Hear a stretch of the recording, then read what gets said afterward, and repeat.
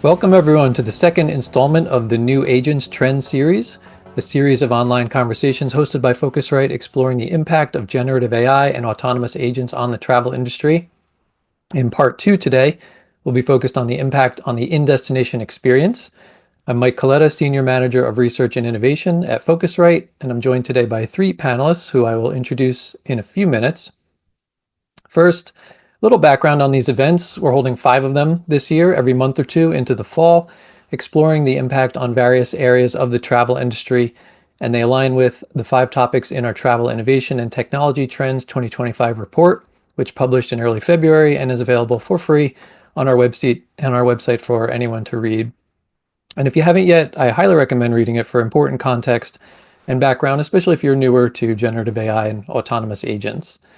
So our overall goal for these sessions is to look beyond today to address a future that may still be a bit hard to fathom, but is fast approaching, and try to spur people into action rather than taking a wait and see approach. And before I introduce our panelists, I just want to take a few minutes to set the stage and provide some context for why we felt compelled to hold this event on this topic at this time. And that's because we feel strongly that some of the recent capabilities of generative AI models have significant implications for the in-destination experience. And specifically, advanced computer vision capabilities allow them to understand surroundings and context really well, and advanced real-time voice capabilities enable very natural conversations. And together, these stand to revolutionize how travelers tour neighborhoods and sites of interest, get recommendations, and interact with locals. And in a study last year called Travelers in Tech 2024, GenAI, VR, and more, we asked US travelers about some futuristic travel concepts. And we asked specifically about the concept of an AI tour guide that can recognize your location and your surroundings through the camera and use audio to tell you about what you're seeing and answer your questions and just talk to you like a human tour guide might. So there's not a lot of high interest yet, with 33% of travelers being either extremely or very interested. But there's also not much total disinterest, with only 19% being not at all interested. And there's a lot of variation by age, as you might expect. It's actually 50% of those aged 18 to 34 who said they are extremely or very interested. And this is about what I'd expect for a concept that's still very new to travelers, and they probably don't fully understand the concept just by reading a description about it in a survey. Visuals help a lot in order to get it. So to help everyone get a sense of what we're talking about and how this works, I want to play a couple of short video clips. The first one is a video from OpenAI that they published about a year ago now. It's kind of a long time in the world of AI, but it gets the point across nicely. So here we go. Is the king in residence at the moment? Yes, it looks like the king is in residence right now. The royal standard flag is flying above Buckingham Palace, which is the signal that the monarch is present. How exciting to be there while the king is home. Okay, so you could see how ChatGPT correctly interpreted what he was looking at and was able to talk about it in context, and all the LLMs are just getting better and better at this. And this is a similar video from Google's Project Astra. This video was just published in December. Will that bus take me anywhere near Chinatown? Yes, it does. The 24 bus route goes through Leicester Square, which is very close to Chinatown. Are there any landmarks on the way? Riding the number 24 bus, notable landmarks you will likely encounter are Westminster Abbey, Big Ben, and Trafalgar Square. So similarly, showing how these tools can provide practical, contextual information while navigating and touring around a city. And I think it's notable that these large language model companies, the big tech companies, they often like to use travel as an example in these demo videos. So it's a real area of focus. And just as a quick example of how good computer vision is getting at geographical identification, this is a very recent tweet of a test of one of OpenAI's latest models called O3, where it successfully recognized a really obscure place in the Pyrenean Valley just from a vague photo. So it gives you a good sense of the capabilities. Another data point from the same study I mentioned, we also asked about interest in having a conversation with a person who speaks a different language using an AI-powered assistant that translates the conversation for you via audio in real time. And here it was 36% overall who were extremely or very interested, 22% not at all interested. Similar to the AI tour guide concept, there's a lot more interest among younger travelers. And also, as you'd expect, there's a lot more interest among those who have recently traveled internationally. So it's interesting to me that there's not a lot of disinterest in these concepts, and I think it just makes sense to people that they should be useful, but they're going to be unsure or wary until they're more familiar and start using them more. And for translation, for navigation, for touring, and more, I think smart glasses are a really compelling enhancement, so we'll talk about those a bit. And we'll have to get into the role of autonomous vehicles as well. And that brings us to our panelists for today. We're thrilled to have with us a few of the people who are thinking most deeply about AI and the in-destination experience. So we have Janette Roush, who's SVP Innovation and Chief AI Officer at Brand USA, which everyone should know is the DMO for the USA. Mitch Bach, who's partner of the Tourpreneur travel community, and is also the co-founder and CEO of TripSchool, both of which are organizations that support tour guides and operators. And Alex Bainbridge, CEO of Autoura, which operates AI-powered tours through robo-taxis, among other things. And what I like about this group is everyone's coming at this from slightly different angles. Alex is very much in the AI will change just about everything camp. Mitch is in the AI could never replace what humans do camp. And Janette is somewhere in the middle. So I think we'll have a good diversity of opinion and maybe even some debate. As we go, if you have any questions, please put them in the Q&A box, and we will save some time towards the end to address them. So if the panelists could all come on, we will begin with each of your reactions to the videos that I played and the chart that I showed relating to AI acting as a tour guide. So to me, the main question is, just how compelling will it actually be to use AI in destination as a guide? Meaning, how much of the population is really going to embrace it and on what timeline? So, how do you see this all playing out? As we're discussing this, I'd love to hear from the audience what your thoughts are, and if you're already using AI this way as a guide, or know people who are, and what the experience has been like. So feel free to share that in the chat, ask questions in the Q&A panel. And then Janette, let's start with your take on all this. What I loved, Mike, about all of the examples that you shared is that they all feel like an evolution of the way that we already explore destinations now. So it's not going to be a big change for me to move from using Google Maps as a source of discovery when I travel to more AI features being infused in Google Maps that might make the wayfinding piece easier for me. I think there's so much that can happen in the universe of accessibility when it comes to AI augmenting the tools that we're already using. So I'm looking at a future where the Google map could tell you, oh, I know the exact dimensions of your wheelchair. So I'm going to give you a route from your hotel to the Broadway theater that takes you through all of the appropriate curb cuts so that you don't come to a sidewalk that you can't cross. So I see the future very much going towards, I have a personal AI assistant on my phone, whoever ends up winning that battle to be our personal assistant. And then it's going to provide the same nudging that I get now through Google Maps or just doing a Google search to tell me about a building. It's the same questions that I ask now. It's going to be more intuitive and easier to do. And I think that's how it's going to creep up on everyone. People might say, well, I've never asked ChatGPT that. But in the future, you may not have to. It will just, if you're in the Google ecosystem, you will become a Gemini person without even knowing it. Mm-hmm. So you're very much of the belief it's a very compelling kind of scenario and offering that people will absolutely embrace. Alex, we assume you feel different, the same, but tell us if you feel any differently. Yeah, I do feel the same, but I mean, to add one statistic to what Janette just said, 1 billion people use Google Maps every month. That is an astonishingly large number. And if you have those people transition to using an AI assistant as their primary mechanism to engage with the destination and also engage with their fellow travelers who are also with them, other family members perhaps, or other human tour guides. That is a massive number of people who are all going to be using AI as part of their regular daily usage on their phone, and it's going to be free. It's going to be part of the phone, and it's not going to be something that people have to pay for. It's just going to be, if you've got an Android, you can use it. Yeah, We'll see what Siri's got next year. Siri hasn't quite announced yet, but Android has. They've put their cards on the table. 2020. If you've got a Samsung, you can start using Project Astra from Google now, but other phones will be another 12 months.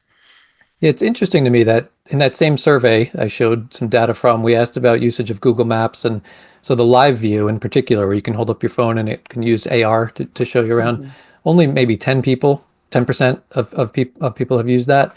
So it's interesting to me that it hasn't caught on too much. I agree, the conversational abilities are maybe what will take it a step further and make it go kind of more mass. But yeah. I think the second thing that will happen over time is that today these things are very good at spewing facts, and it's not very emotional. Over time, what Microsoft has said is that they're going to focus on personality. So these things will become your friend rather than become some kind of Wikipedia retelling mechanism. And so as soon as they become friends, we are getting a bit Black Mirror, but as soon as they become friends, they are something you're going to, they're going to know you, and you're going to know it or them or her or he, depending on what you want to say. And I think that will be a relationship, and therefore it's not going to be just like you and your phone. It'll be, you will have your friend, and it will be an AI friend. Yeah, I'll throw a stat back at you, Alex. Character.ai, a website. I do have an account. I've barely ever used it. I don't get it myself personally, but it is the 8th most visited AI website in the world. And that is because even if we don't need to chat with a fake person, lots of people do. And lots of those people are our kids. And so as they age into traveling, we're going to see a lot of personality-led chats in travel. Absolutely. In my business, we've got a lot of historical characters, and we have a lot of fictitious characters. So we have Miss Moneypenny, who can do a James Bond tour. But I think the big opportunity and the big change will be when influencers get on board with this, because you will be chatting with your local influencer who you've got a relationship because you watch all their Instagram and you love them on all these other different channels that you engage with them on. And now you'll be chatting with the influencer on your phone. So don't think of these things as sort of some kind of Android boring robot that's just your phone. These things are going to be friends. They're going to be your influencers. It's all going to be connected up. Mitch, talked some sense into them. We're getting far into the future already. It's only been a few minutes. I appreciate that you've allocated the rest of this webinar. So thank you as a response to that. I think bollocks might be a swear word in English, but as an American, I think this is what the video. Let's start with the videos you showed. I think they're both absolutely profound and incredibly dumb.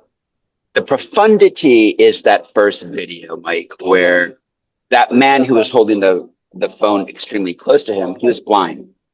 And the potential for someone to see for the first time and touch in the closest way that technology can permit them, the world, the gardens, the swans, whatever he was seeing, is astounding. And this technology is phenomenal.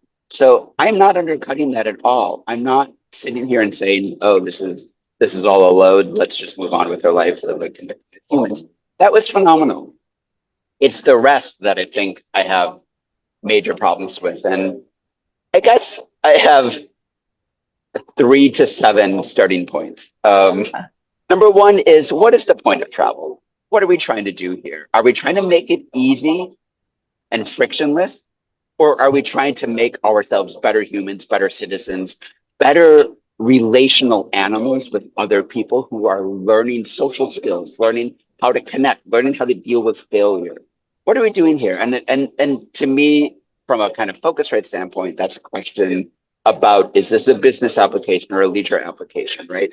I don't need somebody on a business trip to Berlin to stumble around Berlin and engage in a whole bunch of serendipitous human experiences on their way to a conference if all they want to do is go to a conference. But if I'm talking about leisure and I'm talking about just the way in which we want to be displaced as humans and explore ourselves and engage with other peoples, then there needs to be friction. But more than friction, there needs to be a larger goal of what we're doing as engagers in the world. And what I see a lot of this technology doing, like the second video, which is the dumb part to me, is it's just more slop about the place. I'm not engaged with the place. I'm on a bus and it's telling me this is Trafalgar Square, this is Big Ben. And great, it's now James Bond telling me this is Big Ben, whatever, and it gets better and better and better and better. To me, the problem is the same whether they're really good at it or they're really bad at it. If they're really bad at it, then turn it off. If they're really good at it, then they're creating this simulacra that is similar to the way I think about what a lot of these AI applications are, which is sort of like an Advil for experience, right? It numbs us or it hides the pain that we're really feeling. Character AI, like there's a way to look at it as, oh, well, this is what the customer wants. Look at all of the tens of millions of people continuing to sign up for this more and more and more and more. Is that the problem, or is it just masking the pain? Is it an easy download that we've been given by our addiction overlords to consume as the panacea? Like, oh, I can just sit there and chat and I'm twiddling my thumbs, so I'm doing something with my life. What does it mean to really confront loneliness, confront the connection crisis that we have in society today? I'm talking as an American, but I don't think Americans are alone. If we're going to use travel to confront the loneliness epidemic, the need for more connection, Robert Putnam has spoken eloquently about this. There are a number of people I could speak to about this. Then AI, companion robots, cyborg guides, all of this stuff is only going to atomize us, isolate us, and create beings who are not ultimately fulfilled by true connection, but they're going to be great consumers. So that's why I know already I'm going to lose this battle in the long run. Mhm. I think it's about, how the human experience and the AI experience will blend and will merge. It's not going to be all or nothing on either side. And Alex, I know you're, of that belief, really, and you want to keep humans in the loop very much. So maybe you can each speak to that, exactly what would the ideal maybe in destination experience look like for a tour? I mean, we're talking about tours specifically here, but there's a lot of different angles we can go. Yeah. I'm a sort of, if you look back to what I was saying 5 years ago, I probably have changed. I've kind of mellowed over time, which has slightly surprised me. In that I've been listening to Mitch too much. That's the problem. In that 5 years ago, I was talking about AI and how AI tour guides would be kind of the new sort of replacement for human tour guides, and it was seen as like a face-off. We either have this or we have that.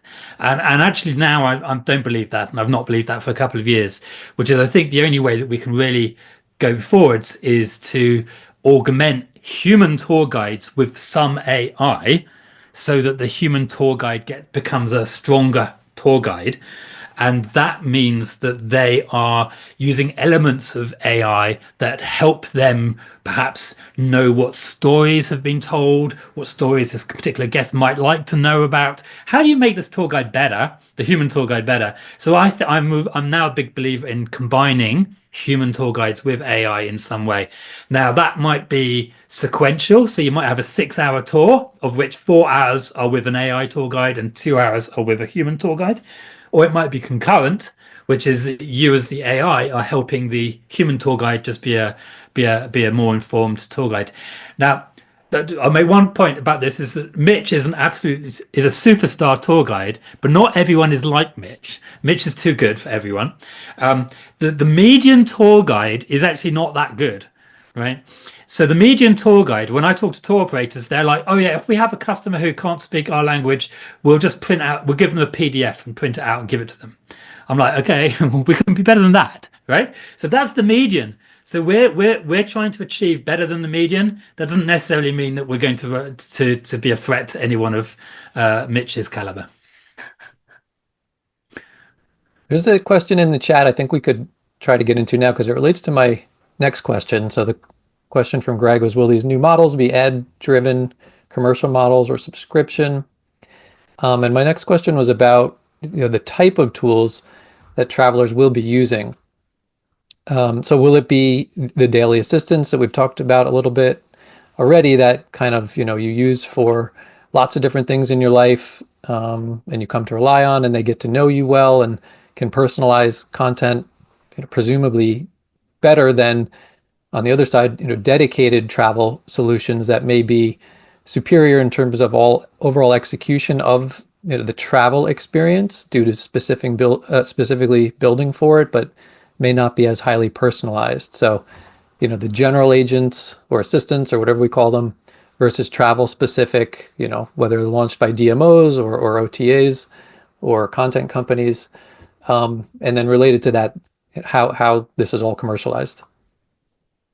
Anybody The can jump in. monetization question is really interesting just because we don't know yet. Like Perplexity is trying out a ad-based model for their AI first search engine, but that's just kind of repeating what already exists.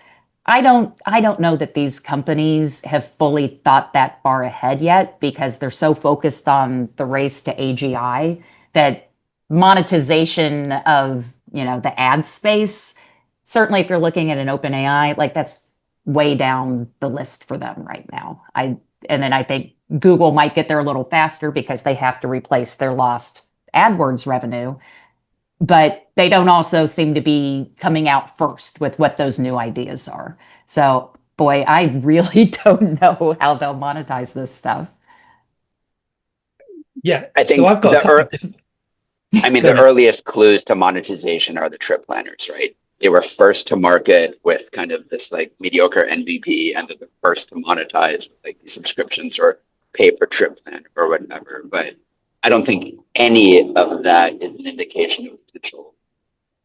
No, and I think most of them are free. Yeah.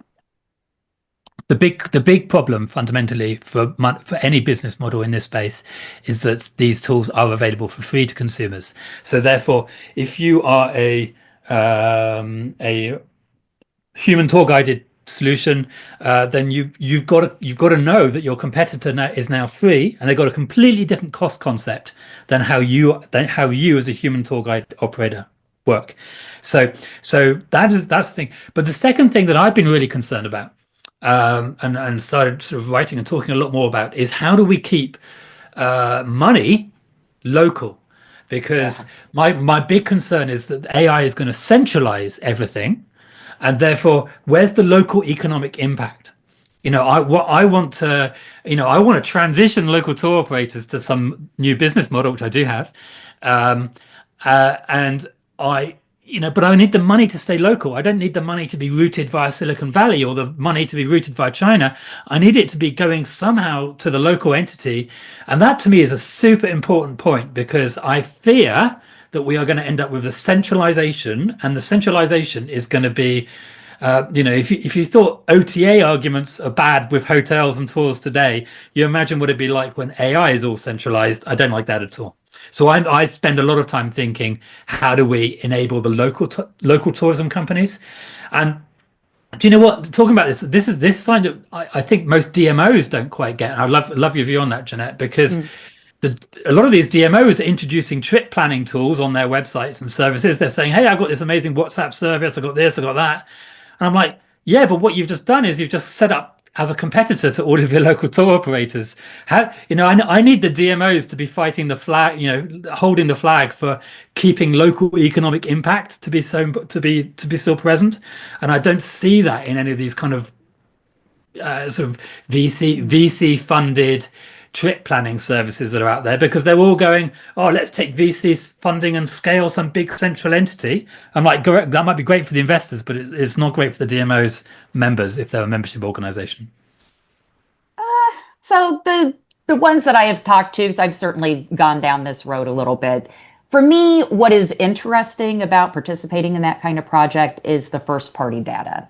It's what do we learn about our visitors from what they voluntarily tell us? Yep. And it's not something DMOs can really easily collect today outside of doing surveys or social media comments. And that's not, some of that can be performative as opposed to what they actually want to learn. And then those trip planning tools are using the CMSs and the databases of the destinations in order to populate the information that they have. So for me, it feels like a step on the journey for a DMO to understand what are these assistants going to mean to the work that we do, because it's the one way that you can inexpensively kind of get a window on that world. And it forces you to organize your data in a way that this is something, if anybody knows more about it than I do, I would love to talk about model context protocol. Is that, and Alex, I know you probably are more educated on that than I am as a non-technical person, but I'm like, if perhaps the future of DMOs is taking all of this local information and then packaging it so that it's more accessible to whatever personal assistant or non-personal assistant you like, kind of to go back to your original question, Mike. Yeah, I think MCP, Model Context Protocol, and Google's variant of it, A to A, which is agent to agent technology, is super interesting. I mean, if you talk 12 months ago about AI agents, maybe we'll come on to AI agents a bit later, Mike, is that, people were like, oh, we can create these little tools that can browse the web as a consumer. And now it's like, oh, we don't need that anymore. That's obviously, as a concept, it's all about how do we expose our APIs in an AI friendly way to make it these services work. And an example of that for people who are not familiar with MCP is, let's say someone is on a business trip and they need to change a meeting and they need to change their flight. Well, you've got your flight AI agent who needs to change the flight, and you've got your meeting AI agent who needs to coordinate with, oh, we've moved the venue of the meeting, or it's going to be 2 hours overrun. Which do you do first? Do you change the flight? Do you change the meeting? And the whole principle of MCP and A to A is that you can handle these concurrent tasks that different AI agents are going to complete, and then be able to re-inform the context back to the core, so that the consumer isn't left there with a flight that's changed but the meeting hasn't, or a meeting that's changed and a flight that hasn't. You need the both to happen at the same time and both be coherent as a single kind of concept that is, a task that the human consumer actually wanted to happen.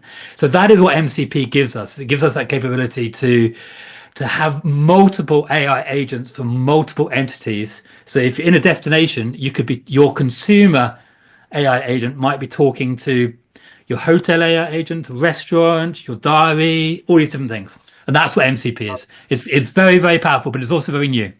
So we'll see. This is actually a really great illustration of kind of isotope vision. Of what? You're breaking up a little. Sorry. Am I better? Think so. This is a great example of what I think my fundamental position in this kind of broad landscape is. Alex just went on a whole thing about a problem that needs to be solved. Agents did what the agents, things need to be worked out. It could be more fluid. It could work out. I like this section of the travel experience that is a series of problems to be solved. I gladly welcome AI to solve them, and I think it does really well there. The problem I have is those same people think content, guided experiences, and the actual meat of travel is another problem to be solved, and I don't think it is. I think it's a mystery to be entered into. I think it's a relationship to be had. I think it's a series of surprises and serendipities to be experienced, and I would like, if anything, for people to stay in their lane. It won't happen, but all of that I absolutely agree with. I think there are so many logistical and problems behind the scenes that are just really annoying. But save, for example, the delight of searching for the right hotel to the right extent, and let AI aid in surfacing a selection for human beings. For me, trip planning goes too far the minute it's like, bam, here's your itinerary. In the guided world, stay away from storytelling and stop thinking that content is a problem to be solved. The problem that I have fundamentally is that the moment you get into the in-destination experience, the magic and the reality of like the the meat of a place. I'm literally in a cafe in Paris right now. And if I'm going to sit there and put on my glasses that tell me exactly that this butcher here is cheaper than that butcher down there, or tell me a series of dates and facts about this street, you're missing the point. You're giving me a whole world of knowledge about this area and nothing that is the experiential knowledge of the people and the place and the tactility of everywhere that I am. So I'm a huge fan of AI continuing this sort of snowball through all of the efficiency gains that we can make in some of the most annoying parts of it. I'm most worried that it's going to trample and educate a customer to want less out of what travel could offer. Yeah, I think that's a really kind of gets to the heart of it. And I wonder how younger generations are going to, embrace this versus us. Who we're a little older. We've, done some real travel, but yeah, I mean that's kind of what I'm trying to get at, and it's all speculative. I mean, all we can do is guess. But to me, I don't know. It's compelling to be able to put on the glasses and just get the information you need. But then, like you're kind of getting at, reserve the more human experiences, like someone telling me a great story, that would never be replaced. Yes, but I mean, we say it's speculative, but it's also proscriptive.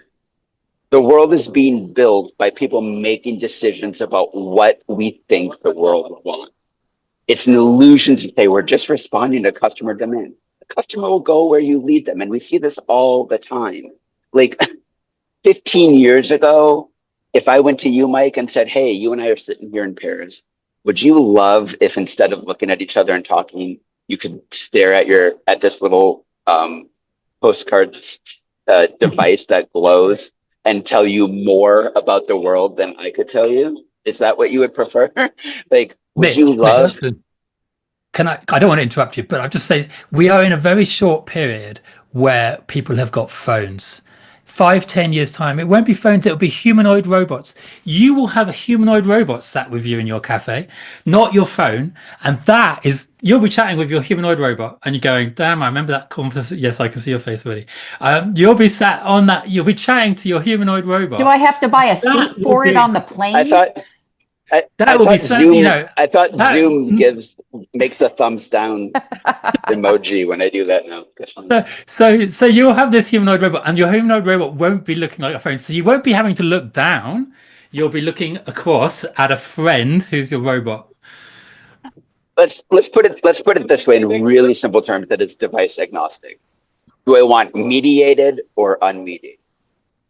Do I want to sit here with a mic and talk to him through a translatable Google glasses thing, and therefore I never have to have that awkwardness of, oh, he speaks French. And listen, my first relationship in France was due to a translation error, and it's because one of my first dates early on when I moved to Paris was a guy who sent me an email and he said "Je t'embrasse."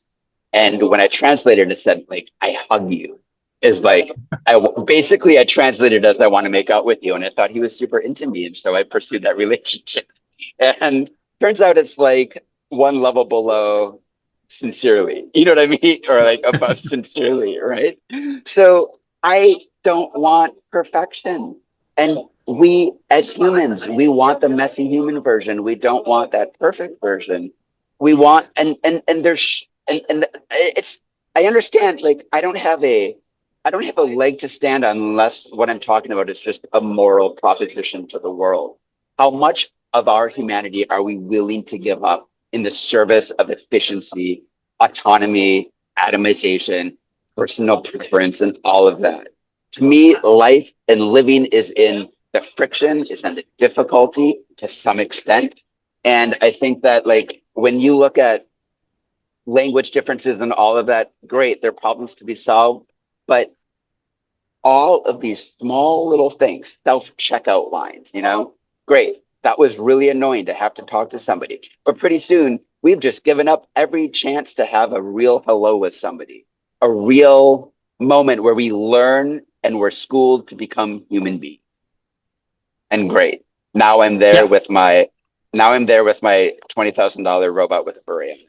And all I can say is we're going to continue to survey travelers, and we'll just have to let the data speak. I mean, we just have to see what people gravitate to. I think you're right in that it's prescriptive to a degree, so it's kind of up to the industry, maybe the tech giants, very much. It's up to the builders. Elon Musk could have built a $30,000 electric car for all of America. Instead, he built the Cybertruck.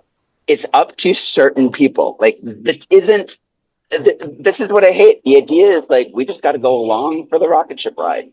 This is just what we've got to believe in now. I think the problem we've got fundamentally is that this is not something that is an innovation that's happening within the travel sector. This is an innovation that's happening within the leisure sector, right? So you as a consumer will have this AI assistant and you will use it 50 weeks of the year. When you are at home, going out for the evening, going out for the weekend, you therefore will use it when you travel. So we as travel are not the primary objective for the big projects that the larger AI platforms are building. They're building for leisure. They're building for hospitality. They're not, which of course has got a big overlap with tourism. Of course it has. But that's what they're thinking about. They're not thinking about human tour guides.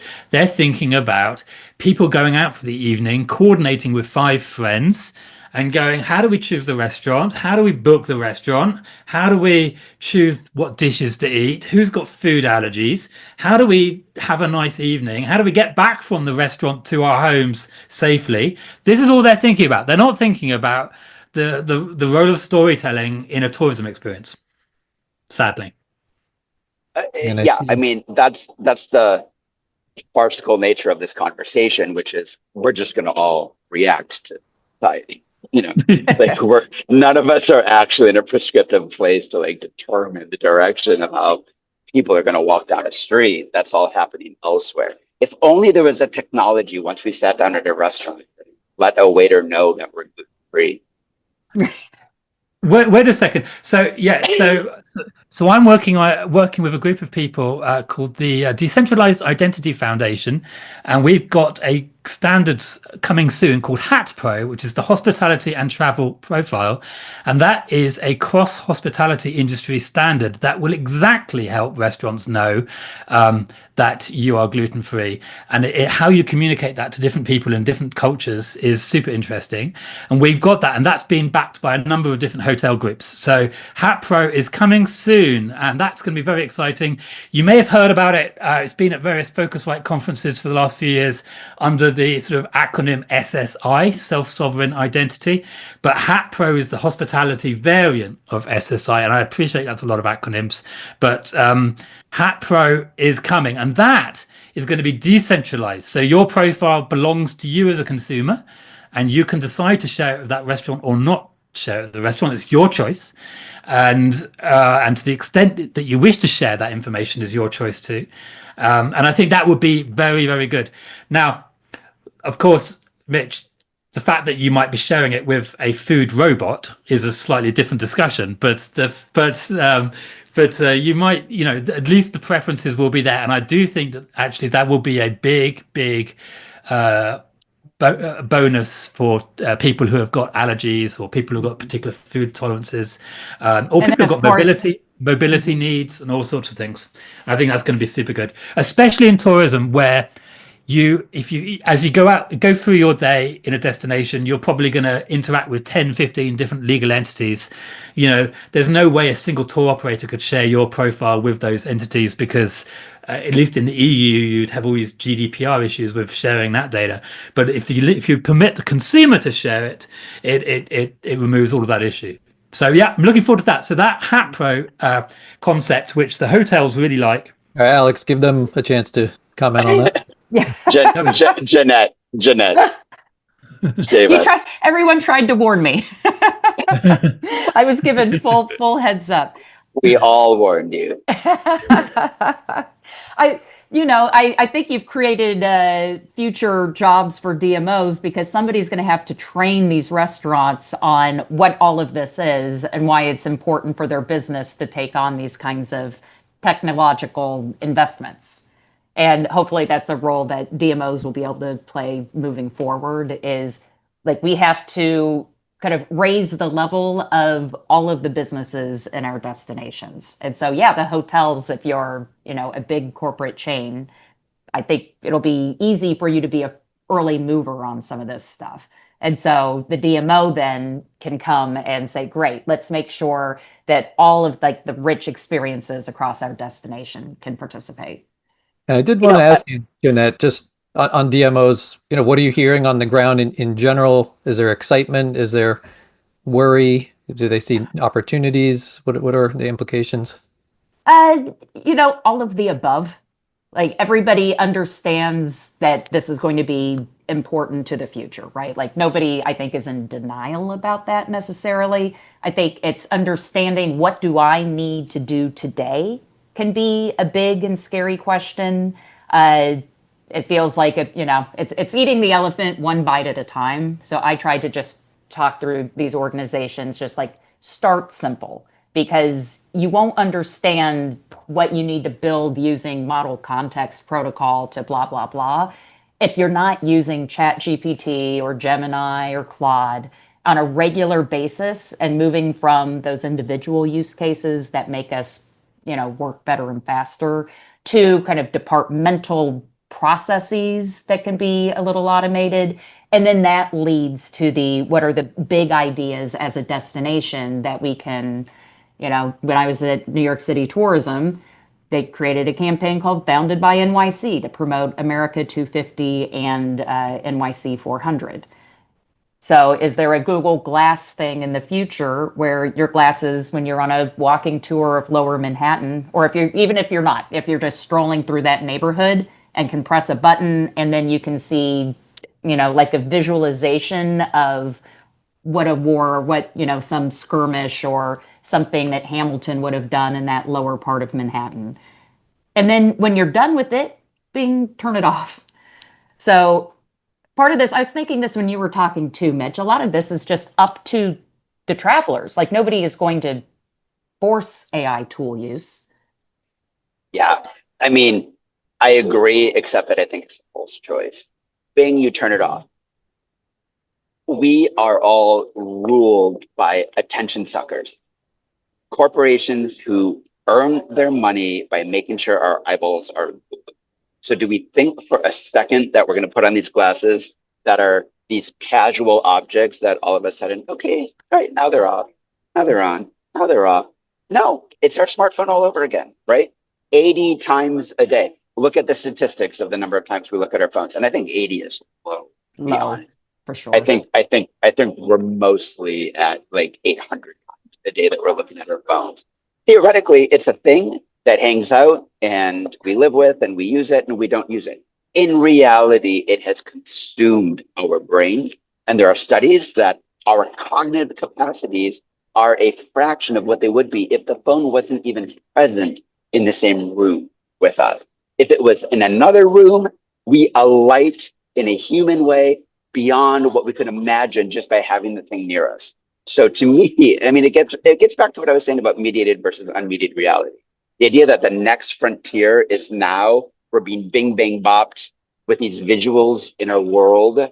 It encloses me upon myself and atomizes me and isolates me even more, which is the ultimate goal of what these things are doing. Netflix just said that its main enemy is sleep. It wants to be more interesting than sleep and wants us to curl up with it instead of curl up with the natural rhythms of the world. So what does that do to a travel experience? Then all of a sudden it's just me against the world, Joe Bush's volcano, giving me the most interesting, immersive world that I could live in. And yeah, we saw those videos of like people wearing their Apple goggles and it was hilarious, like out in reality. But pretty soon, these are currently what Google just demonstrated, right, on their TED Talk, right? And so if now, instead of using these as a lens to connect, it's a lens for me to indulge in the world that I want, my personalization. Listen, I'm sure it would be phenomenal, but someone's got to say, this isn't what we as humans want. Like, and beyond that, the alternative vision means that tech builders need to stop being the kind of builders that are like, wouldn't it be cool if it also shot lasers and we could like have a laser pointer and point to things? I like the founders, like the company Time Left, for example. They're developing an app and a website. You know what their website does? It gets strangers together at a prescribed restaurant for a prepaid meal where you sit down and it's a dinner of strangers. And the tech has nothing to do at that dinner party. All it did was facilitate a group of strangers gathering together and communing. And that sense of community, of communion, should be theoretically one of the values that we all have as humans. It should be what we have as a democracy. And it's in our interest as the Vox Populi to say, this is actually what we want. I feel more alive. Yeah. The good news is I think that's part of the power of AI is we become the creators. We get to become the builders. So you no longer think, oh, some tech person should do something about this. You can be the tech person. Like we're so close to, call it vibe coding or whatever you want. I don't know how to write code whatsoever. And I am able to vibe code help for small projects. And someday those tools will be so good that I'll be able to code big projects. And so any problem that you come up with that needs to be solved, or any little question you have, or even if it's just something for you to make your experience in that cafe better, you're going to be able to create. I think I'm constantly overwhelmed by just the wow factor of how cool it is to be living in this particular age where we get to see what these tools are able to do. Yeah, that's a good opportunity. I would say also, Mitch, you and someone else wearing smart glasses that speak a different language, that could be an opportunity to really enhance connection because you could speak very fluently and naturally, see what they're saying in real time, speak back. I think that's a unique opportunity this opens up. No disagreement. I'm not disagreeing with the value that this brings, but what we often talk about in this discussion, what value it brings, and we don't talk about what's lost. For example, Tony Khan on LinkedIn a week ago talked about how important it was, that it was cool that we could have an agent call an agent and they talk to each other and negotiate a restaurant time and nobody ever has to talk to each other. Awesome. I live in New York. I'm in Paris right now, but I live in New York and I've spent 20 years developing relationships with restaurants where I can call, I can hear the smile on their face with a human person. They go, oh my God, Mitch, amazing. Great to hear from you. How's your dog doing? How's your new apartment? I conversely have that small talk. Small talk, super important. And then I go, listen, my mother's in town on Thursday. I know it's late notice. Any chance you can speak? Just three of us. We'll be gone in an hour. Right? Now, could that be solved by AI? Without a doubt. No, we get it. I think it's going to be up to people. Some people will embrace it. Some people will shun it. And I don't know. It's like we can't do that much about it. We're coming to the top of the hour, though, so I did want to keep moving to just a couple more questions. My last sentence, though, is a reaction to George's comment in the comment thread, which is it's dangerous to tell people what they want. We should give people options and let them choose. I just think people aren't actually making choices when billions of dollars are poured into choice number one, and you are being told, essentially without being told, that this is your choice. Oh, we're just letting people choose. I think it's a false choice. But anyway, I'll stop that. No, I don't think anyone can disagree with that, the programming to some degree, but it's a larger issue than we can solve today.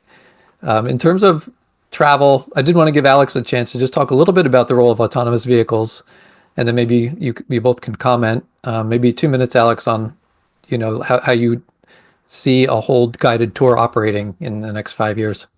Yeah, so autonomous vehicles are super interesting in the US market today. For example, Google, through their company called Waymo, which technically is Alphabet. So if anyone's a lawyer listening, it's Alphabet, not Google, but let's just call it Google for the second. They are now operating consumer robotaxis in 3 or 4 US markets. And by the end of this year, they'll be in 10 US markets. So what exactly can you use a Waymo for? So they will be the glue. So you will leave your hotel and then they will drive you from your hotel to the attraction that you've booked your ticket for. And then they'll drive you from the attraction to your restaurant that you've booked somehow.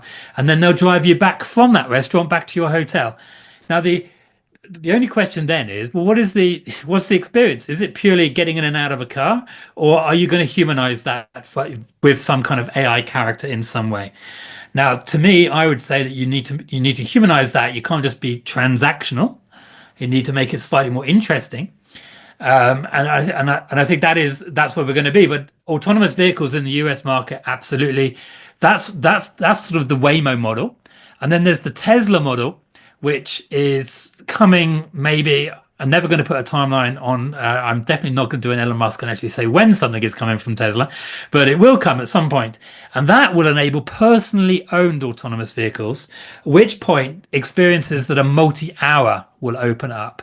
So today, Waymos you take for 20 minutes, but a Tesla you might hire from Hertz for 5 hours. And if you hire it for 5 hours, you can go from California, you go from San Francisco, you go to the wine country, you go to a vineyard, you have a glass of wine, you get back in your vehicle, go to another vineyard, have another glass of wine, and then drive back to your hotel. And that will be an experience that will be less expensive than getting into a tour bus with 30 or 40 other humans because of the pricing, the marginal pricing of autonomous vehicles. So we're not there yet. We might be there in the next few years, but we're not there yet. But that is, that's sort of the autonomous vehicle kind of model. The two key things that people really have to remember are, if you look at the majority of local tours and activities that are available on the online travel agents today, a vast majority incorporate some kind of transport. So even if you're taking a jungle tour, not you would do that in the US necessarily. If you're taking a jungle tour, it's actually a drive from the hotel to the jungle is fundamentally what you're buying, but they don't advertise it as that. They advertise it as a jungle tour. So transport is such a significant component of tourism. And the second thing that's super important is that it brings new players into operating tours. So we've got Amazon via Zoox, who are going to be in Los Angeles and Las Vegas and Seattle and San Francisco this year. You got Waymo, which is Google. So all of a sudden you got Amazon and Google operating experiences, and that suddenly is a bit of a threat if you're a local tour operator, because local tour operators can't compete with Amazon and Google. So it brings new players to the in-destination experiences sort of marketplace, and that's great news for consumers. Not quite such good news if you're a local tour bus owner. It could expand the audience for those kinds of tours, though, right? Like, it's not necessarily a zero-sum game, or the autonomous vehicles would consume all of the business for the tour operators. Yeah, I think it's a balance. I think that people might desire personalized experiences, and a personalized experience doesn't necessarily mean that it's completely based around your preferences. It could just mean it's operated in Spanish and it starts in your hotel. That's personalization. It doesn't have to be all this complex personalization that we talk about. It can just be that. And the ability to have a car that's only got a capacity of 4 to 6 people, and therefore it's just you and your family, makes it a kind of a compelling idea. So we'll see. The Waymo, which is Google, just announced their tourism impact report for 2025, 2024, and that's a really good read on how much impact tourists, what tourists are doing with these autonomous vehicles. And if you're interested in this in the Los Angeles or the San Francisco market, it's a must read. So this is a small point of agreement with me and Alex. I think there's a lot of opportunity in autonomous vehicles. My major disagreement is the idea that the tour bus needs to go away. I, back in the early 2000s, was reared on the magic that happens when 40 strangers gather on a tour bus and connect together. My job was to animate that connection and get them to grow together and be humans. And I think it's a fantastic vehicle, no pun intended, to do that. So I don't think that social gathering of strangers is only a problem to be solved. I think it's one of the major defects of the way in which we discuss this stuff. Like, the more you're alone, or the more you're only with people that you know, the better your world is. Like, the best thing would be to be no driver that you ever have to talk to. Well, guess what? Actually talking to your London cabbie or your Uber driver can be a really phenomenal, engaging, interesting way to learn about their life, learn about a city. So is a driver perfect? No. Is it something that has to be get rid of? No. There's comments that keep recurring in the thread as I'm scrolling, which is like, it just can't stop technology. I don't think any of us on this panel are talking about stopping technology. In fact, we're all proponents of it. But what we're all building are choices by some people based on a vision for what we think the world should be like. And that can be changed. I don't like this inevitable march that this is exactly what it's going to be. As I said before, Elon Musk could have built a country's worth of $30,000 electric vehicles instead of $120,000 Cybertruck. He made a choice. People are making a choice. I like the idea that we are building the kinds of technology that do things that promote who we are at our best as human beings. And I think in autonomous vehicles, for example, with what Alex is doing, there's a great opportunity. You know, just yesterday, just as a joke, I'm in Paris. I was sitting in a cafe. I took a photo of my cafe seating, glass of wine, moonlight, and I said, can you take this photo and write a poem in the style of Rimbaud that encapsulates this moment? And then I said, can you take that poem and be inspired to create an introductory script to the idea of a French cafe that a tour guide could use to introduce the cafe?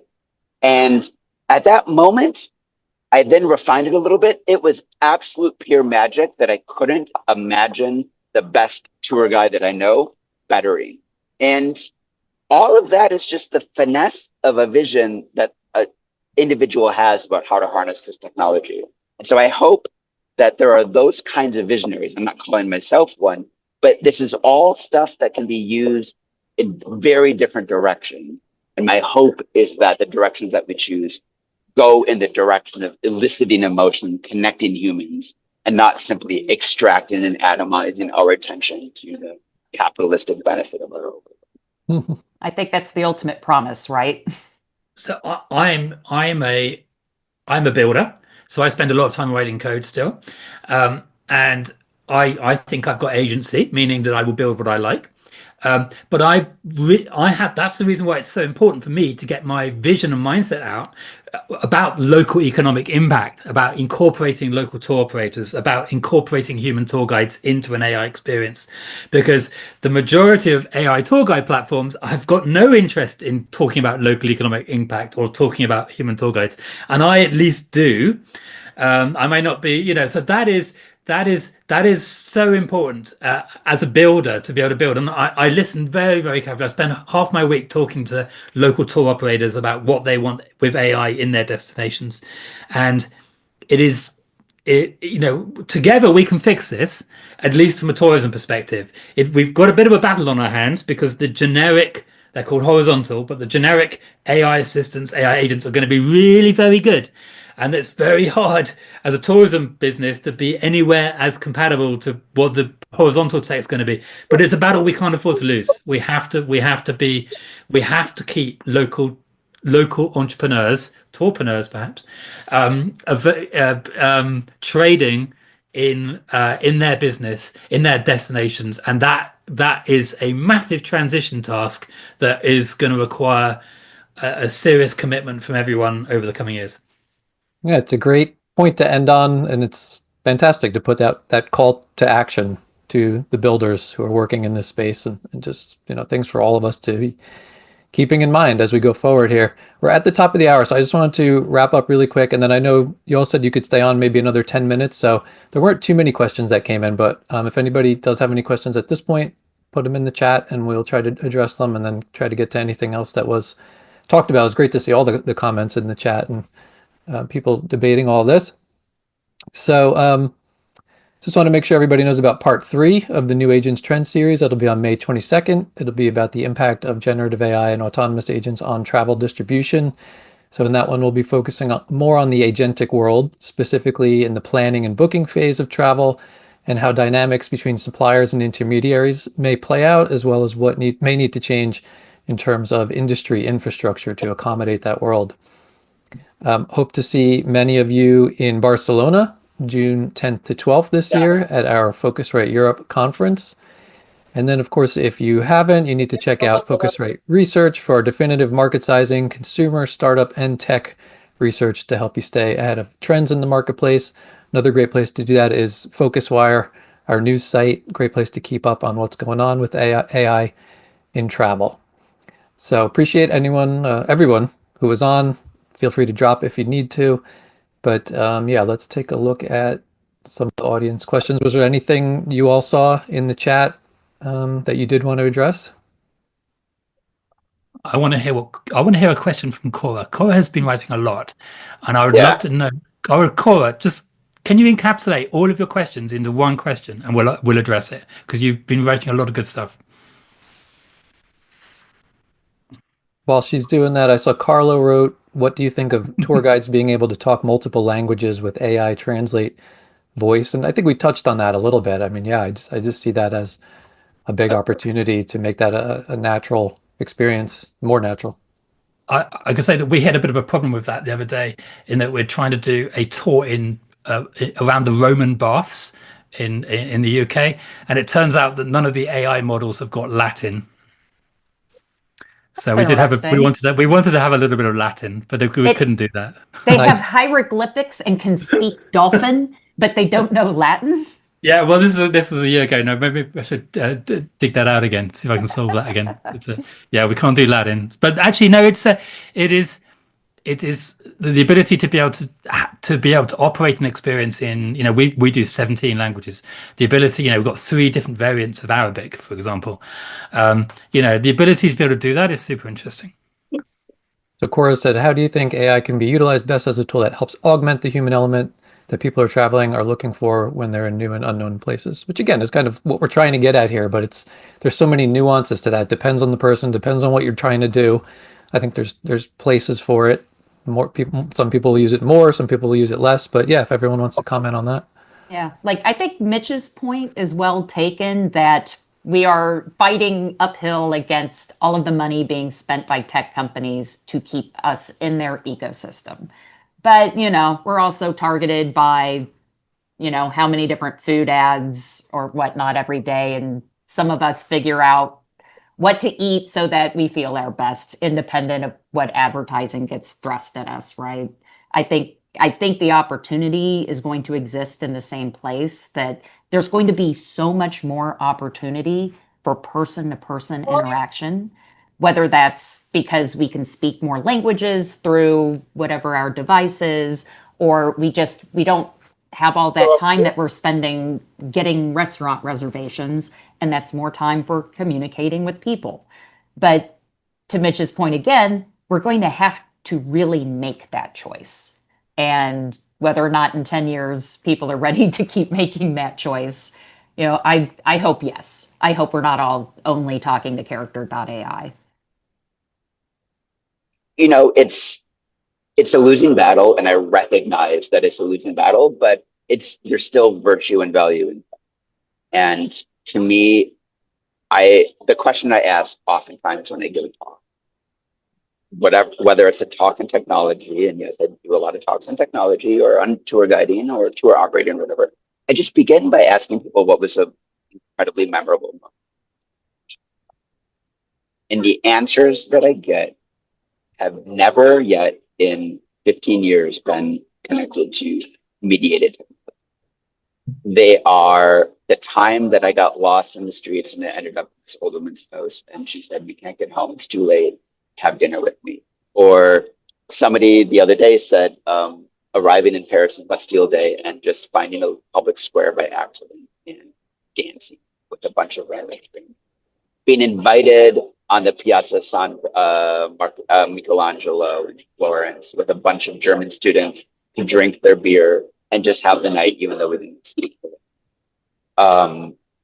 These moments that we all recollect in our mind immediately because they're so formant on us are what we should protect and what we should idolize and what we should build towards, but not usurp. And I think it's the small minds who haven't been seized by that larger vision that are doing a lot of the building. It's why we have 973 travel planners that see travel planning. It's just like super annoying. And how much better if I got back to my coding life, if I didn't have to think twice about thinking about a trip. Well, some of us love to dream. I love to choose wallpaper in my future Paris hotel. Like the dreaming, the hopes, the nostalgia, the joy. What I'm naming are the core human emotions that everybody in the world has, and what travel at its best delivers. And I want to be on the team of the people presenting this vision to the world and hopefully trying to remind them of this vision, and then helping the technology companies like Time Left or whatever other companies to support what we care about and what we love. And I think it's a noble quest, and I think technology has a lot to do to achieve that. But a lot of it's going to come down to who wins out in the Vision Beauty contest. And there's a lot of money involved and a lot of people doing a lot of things, but I'm not defeated. And the idea that we have no choice but just to bow to the world as it is and how it's going to be is not how I'm going to spend my life. Yeah, hopefully we reach an equilibrium of AI assisting, where it's really helpful, but people crave human interaction and human experience, and I think there's plenty of reasons to be optimistic. That's just not going to go away.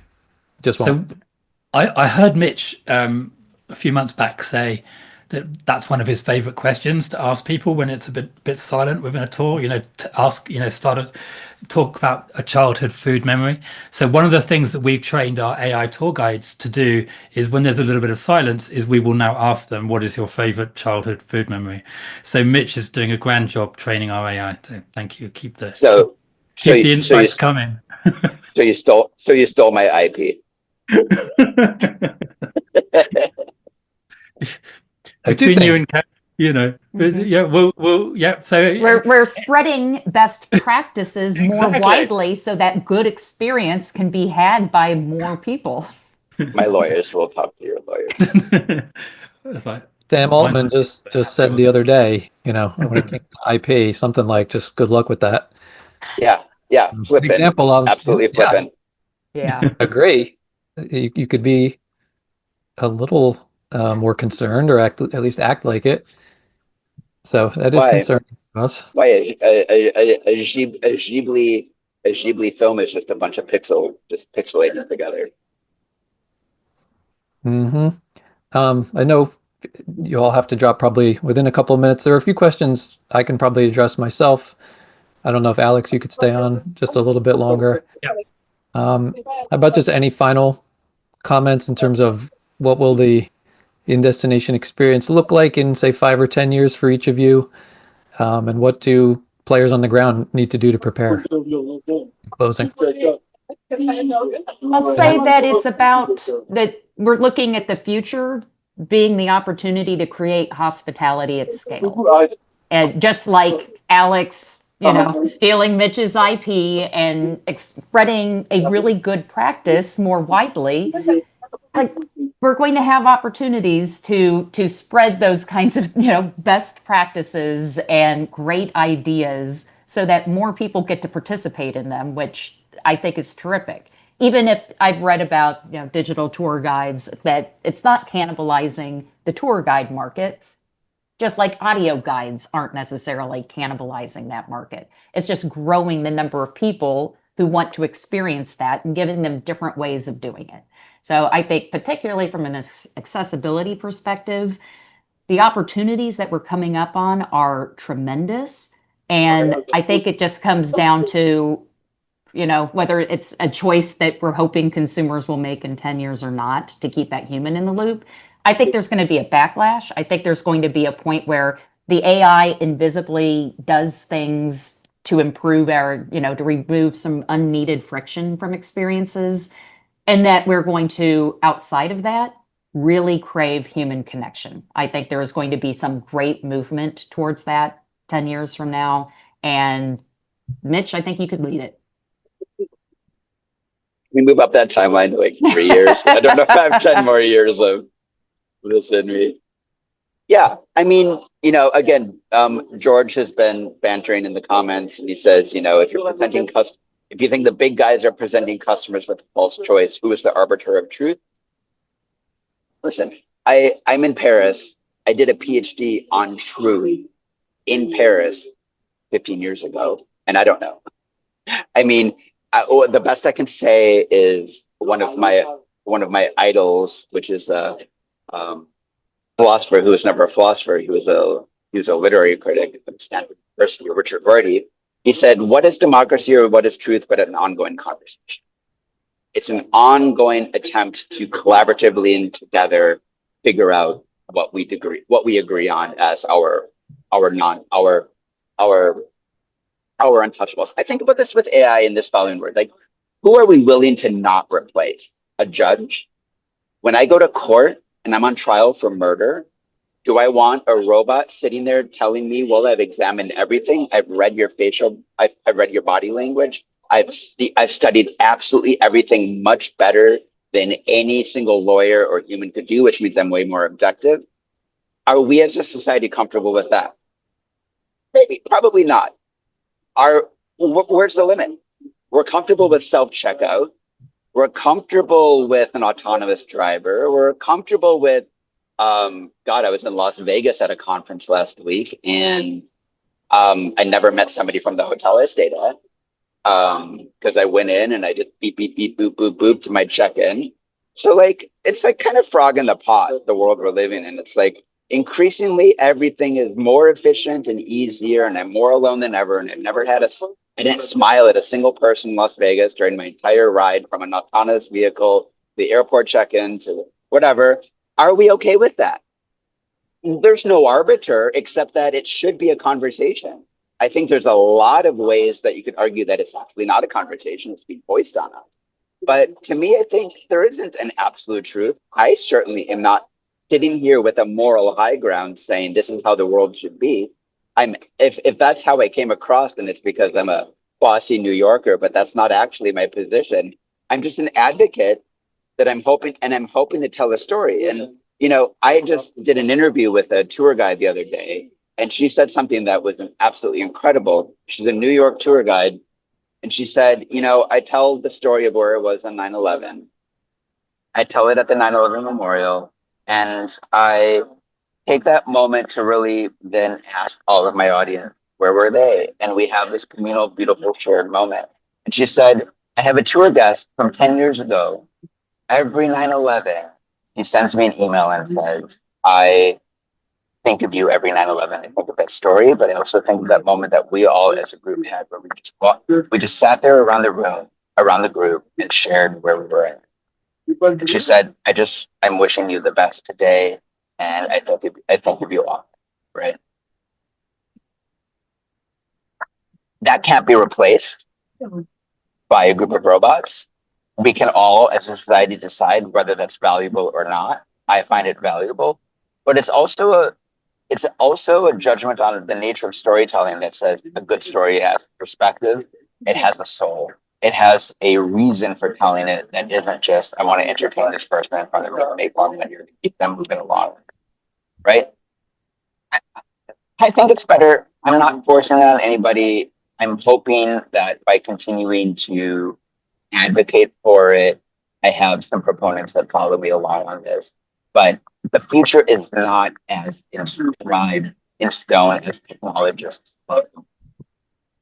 And greatly appreciate you sharing your concerns in particular and just helping us all think about, how do we understand what's coming and how do we shape it.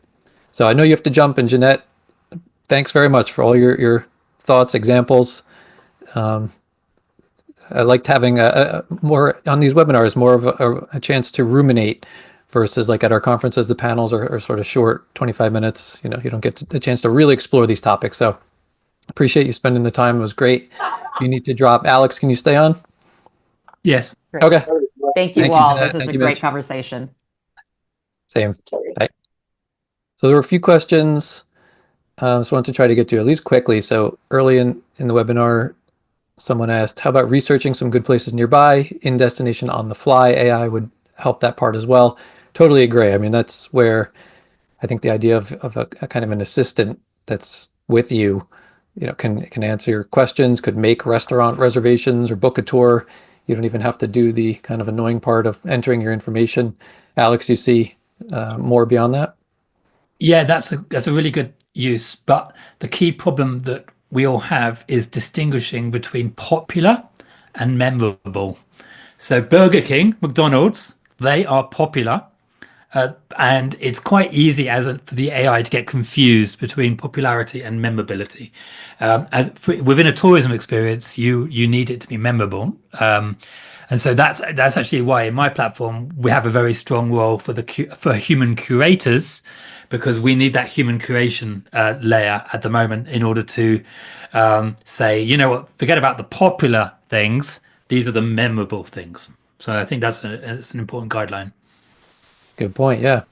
Jeremy had asked, related to tours, have you seen that AI understands current location and maps so it can give you a tour of what's around you? Yeah. If you didn't catch the first part of the webinar, there's a lot of what we talked about in some of the examples I showed about how good that is getting. I mean, it can recognize almost anything on Earth, it seems like at this point, and it obviously has all the information available on the internet about whatever you're looking at. So I'm sure there are things that are not in its index, but yeah, it can answer things very accurately and thoroughly, and give you that kind of tour. Yeah, I think context is so important. One of the things that I believe in is that we still, going back to human curation, is that we have human tour guides and human tour operators design routes rather than letting AI just completely ad hoc design an experience. And therefore, we have a very strong context as to where someone is within an experience. So we know that they've got to keep moving because they've got a restaurant reservation in a couple of hours time, etc. So the context of knowing where someone is within a curated route is super important. Don't just let the AI randomly determine everything. I think it's important to note there are things that AI will be better at for sure because of that. I mean, there's just more knowledge at your fingertips. That's true in and out of travel. I mean, I'm fixing things around the house I couldn't have fixed because I can just point the camera and ask ChatGPT, and it tells me you need to do this, you need to do that, and you just apply that to travel. But there's a lot of things it won't know. It'll get wrong. It may or may not be funny, humorous, entertaining. I think there's a case that it will be. But humans get it wrong too, right? So right. it's the problem with AI getting it wrong is that it's sometimes quite noticeable because it's really wrong. But when you use the new models, I mean, so I've been testing this O3 model from OpenAI for the last couple of days, and it is, it takes a minute or 2 minutes to answer a question, whereas previously the previous models were answering in half a second or 5 seconds. And so these O3 reasoning models are much more likely to pick up on factual errors. So they're not hallucinating in quite the same way. They've probably got a whole new class of issues that they've got, but they don't have the same hallucination of facts like the previous models. Yep. It's only getting better and better. It's perhaps a temporary problem, really.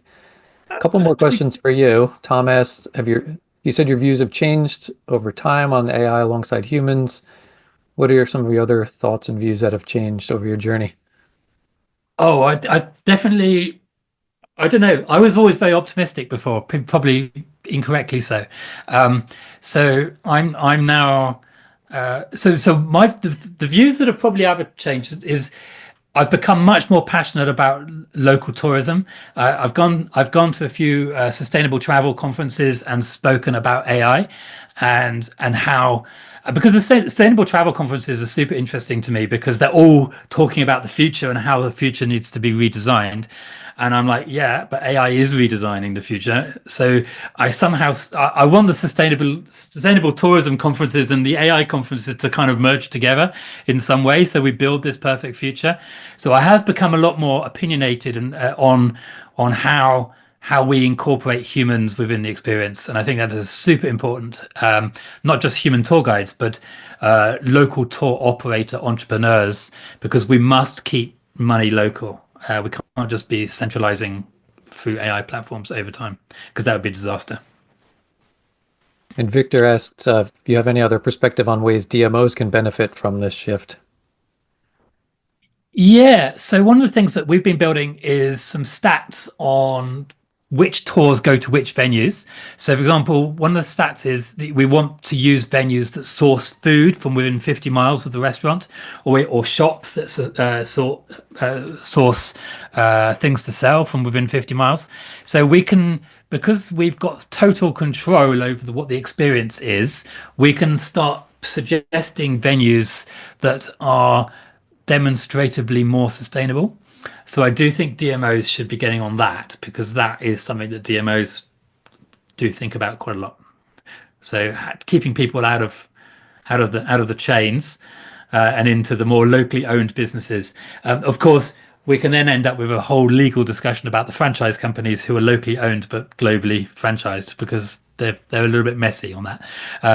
But in general terms, the ability for AI to design an experience should be something that DMOs are using to really drive local consumption, tourism, spending money with companies who have got local ownership and are sourcing from local areas.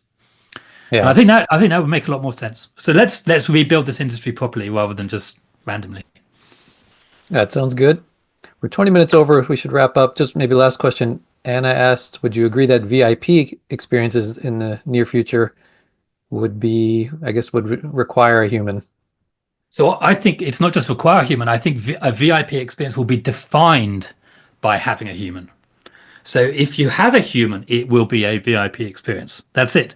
There won't be any mainstream tour guides, but there will absolutely be high-end human tour guides, and that will be those products will be classified as VIP as a result. Absolutely. Yeah, interesting. I think so. I think that's going to be VIP. The other thing that may be VIP would be there are some hotel chains who are looking at some high-end luxury autonomous vehicles. So maybe you'll get use of a hotel chain's high-end vehicle for 5 hours. That might be seen as VIP as well. Oh yeah. Great. Just last thing, Jeremy asked if the examples are going to be shared. Yeah, the whole thing will be posted on YouTube, this whole video, so you can go back and look at those examples and watch anything that you missed. Yeah. So thanks again, Alex. Let's wrap up. Appreciate you staying on. Thanks everyone for staying. Yep. And hope to see you on May 22nd for the next one. Thanks, everyone. Take care.